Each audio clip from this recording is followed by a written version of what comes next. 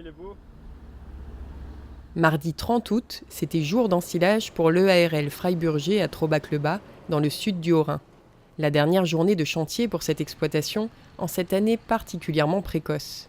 Un pré-silo a été réalisé le 11 août et un vrai premier silo le 17. Suivant les années, l'EARL oscille entre 26 et 28 hectares. Donc là, on est sur un chantier d'ensilage de maïs plante entière. On a démarré le chantier à 8 heures là. Et donc on en a pour la journée une quinzaine d'hectares. Donc c'est un chantier important pour le troupeau laitier parce qu'il conditionne la production laitière quoi, pour l'année. Donc c'est le stock de fourrage pour l'année quoi.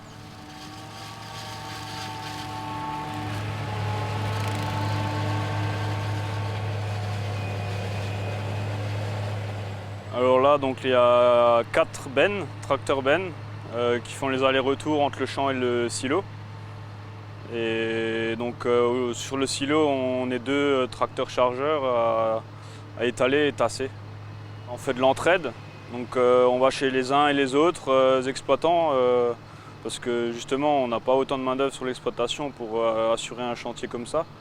Et ça facilite l'organisation quoi, pour le bon déroulement de la journée quoi. Et pour l'ensilage lui-même, Nicolas Freiburger a fait appel au service de l'ETA Richard à Meurnach comme tous les ans. Au volant de l'ensileuse John Deere 8700i capable de couper 10 rangs, on trouve Sébastien Linder, un saisonnier qui travaille dans une carrière en Suisse le reste de l'année, mais prend congé exprès pour cette période des ensilages, et cela depuis 21 ans. Niveau qualité ce matin, le champ lui paraît pas mal, contrairement à ce qu'il a vu ailleurs du fait de la sécheresse. On va dire que dans le secteur, on s'en tire pas trop mal, je trouve, par rapport à ce qu'on peut entendre ou voir. C'est plutôt pas mal.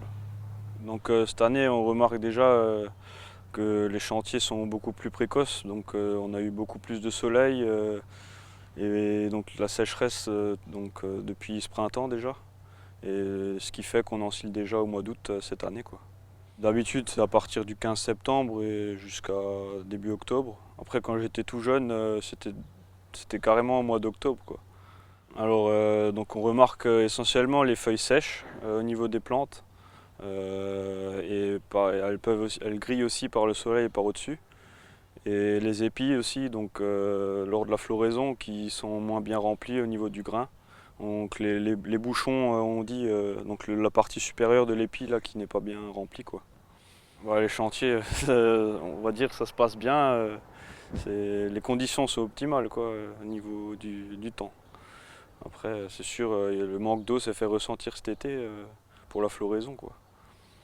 Pour savoir à quel moment il serait le plus judicieux de récolter, Nicolas a réalisé des prélèvements de matières sèches confiés à la Chambre d'agriculture pour analyse. Dans un deuxième temps, il fera analyser son ensilage pour ajuster les rations de ses bêtes. Son exploitation compte 80 vaches laitières, dont 65 à la traite, et élève tous ses veaux pour une production de viande.